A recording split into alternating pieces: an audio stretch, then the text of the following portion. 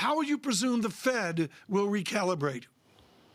Well, I think the first thing is that not any one single report is going to determine the Fed's change or its projections, and the expectations are here for a string of reports. Obviously, this report is disappointed that, but the Fed's outlook was not to react to just one report. Now, that's on both the good news and the bad news, and so we'll move on. This report is very much at odds with all the other data, so clearly there's something going on here.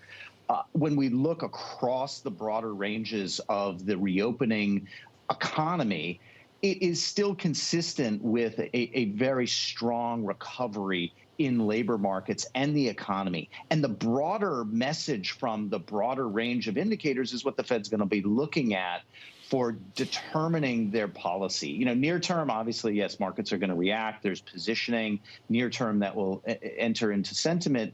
But I think the longer run trajectory is still in place. Jeff, I got to say, Bespoke Investment coming out and saying that this is the biggest miss relative to expectations for non-farm payrolls going back since at least 1998. This is a massive miss.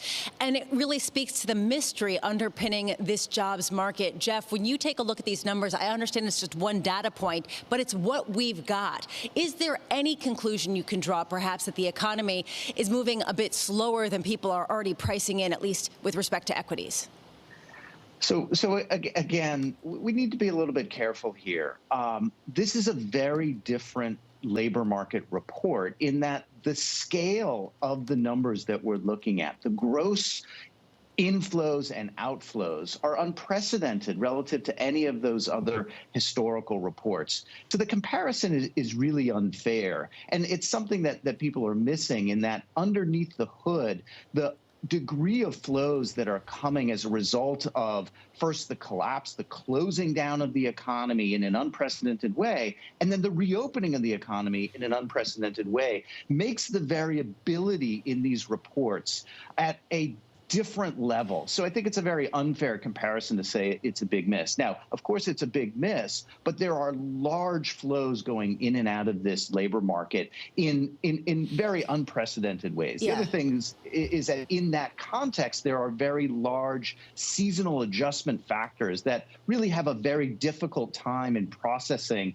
this unprecedented degree of reopening. So I'd be careful about that kind of interpretation. I think to the broader question, it remains that the broader range of indicators are still very supportive of the reopening and the recovery. Jeff, some people will say bonds were right and stocks were wrong. We've been talking all week about this divergence, bond yields remaining steady, while stocks display some belief in inflation, some belief in higher yields. Is that your takeaway, that bonds are right in believing the Fed will hold rates and, frankly, their bond purchases where they are for a much longer time than perhaps stock investors are preparing for?